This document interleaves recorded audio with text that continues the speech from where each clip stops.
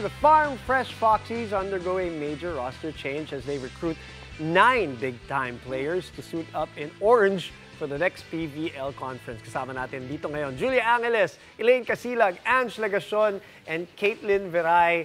Welcome to the game. Thank you very much for being here. Ibe-blend kayo sa couch. Yeah, perfect.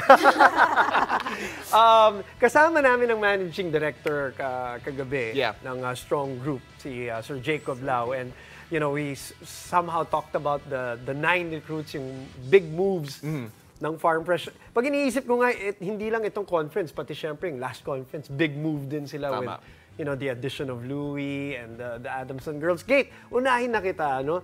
Because you had such a great conference with Choco Mucho.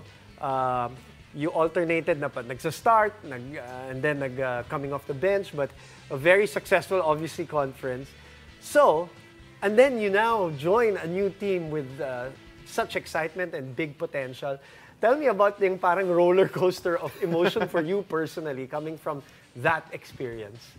Well, siguro laking changes nga na nangyari. Sabi ko nga, from being one of the youngest sa team, ngayon isa na ako sa ate ka sa na? mga ate. Ganun ba yun? Yes, pero pag training, ate Kate. So medyo nakakapanibago yon na isa na ako sa matatanda. But very excited. Talagang yung word, veterano. Huwag ka magturo. So yeah, ngayon isa na sa veterans. Pero very excited naman na nakikita ko sa team yung energy nila. Talagang pati yung stamina nila, grabe, hindi sila napapagod. Nakita mo talaga. Masingit ko lang pa ako kasi I'm interested to find out, Kate, yung pagitan, di ba napakabilis? Did you know right away na you were going to leave Choco? You were going to go, paano yung proseso doon? Siguro last year,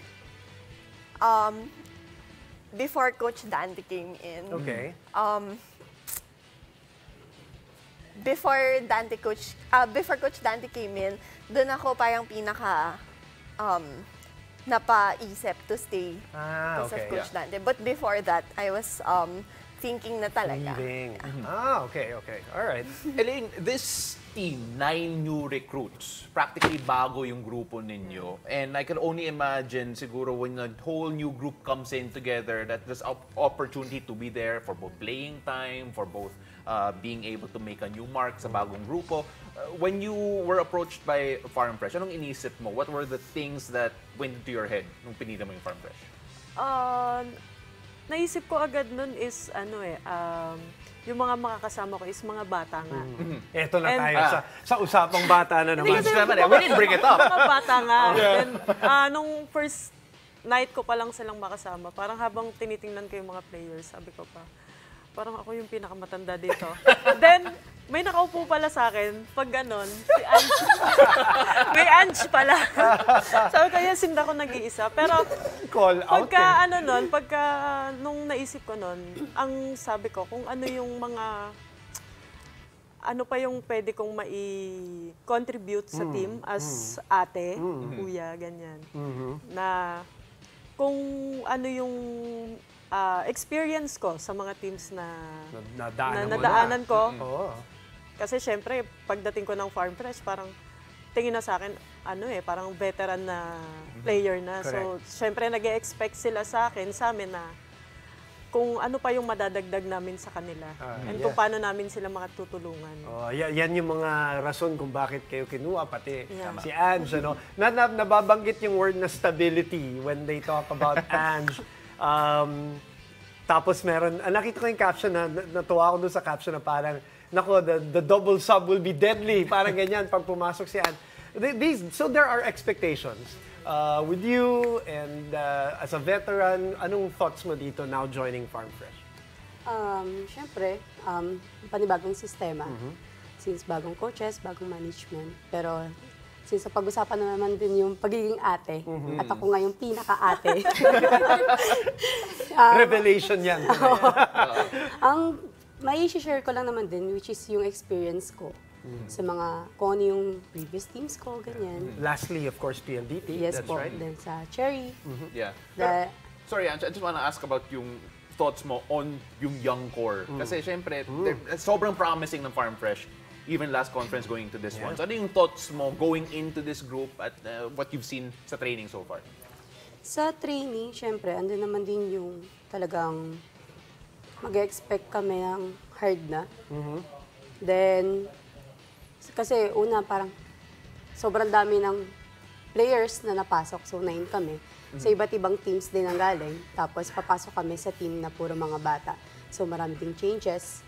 So, marami rin kami may experience na may matututunan kami sa kanila, then may matututunan naman din sila sa amin. Right. Okay. Julia, now ikaw, parang 2 teams in 1 year. So I'm sure right now, meron ka rin expectations sa sarili mo joining this team. What are your expectations dito for yourself? Well, actually po, before, dun sa team na nanggaling ako is, I was the young libero. So, coming here in Farm Fresh po is, we all know pressure is a privilege. Right. So, yun yung naging una kong naging thought na, pag pumunta ako kay Farm Fresh, ako yung magiging ating libero. So, parang, edad ulit. Doon bumabalik. Pero yun po, siguro expectation ko sa sarili ko is to perform better than hindi na kasi ako yung aase. Ako na yung aasahan. Parang that's the goal. Yes po. It's interesting you mentioned yung pressure sa privilege. Pero who applies that pressure? Sa'yo ba? Or sa teammates? Or coaching staff? Where does that pressure come from? Well, syempre po, sa sarili yun. Ang pinakamahirap na kalaban is yung sarili mo eh. Pero if you handle that pressure, doon po't lalabas yung laro. Kate, talk about yung experience with your training just recently with Master Shimizu.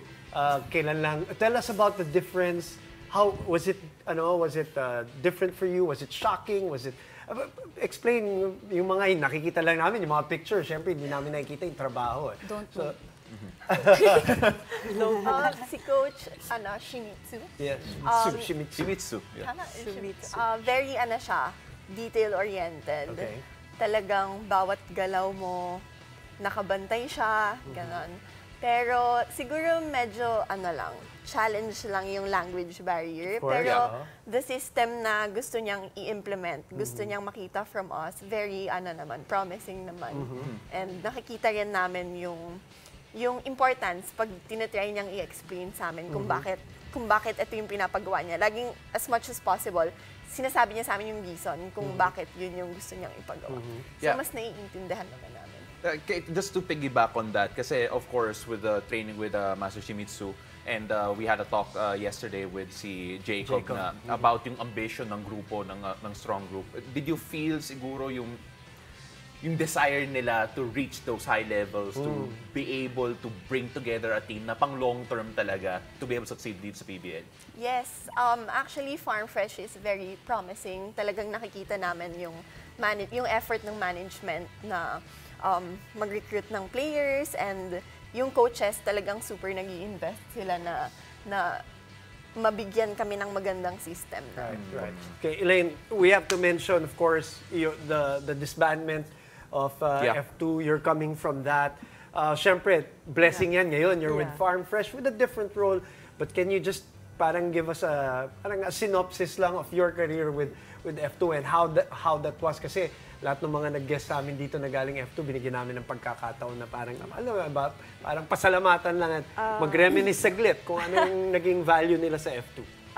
Being with F2, okay naman po siya. Sobrang okay na okay. Even from the management to the coaches, yung sistema po nila is sobrang as-is talaga. Parang kung ano po yung naging sistema nila ng college, hanggang doon sa F2, nandun pa rin po. Yun na yun. Coach Ramil talaga. That's true. How much do we love Pinoy sports? With all our heart, all the time. Download Pilipinas Live now.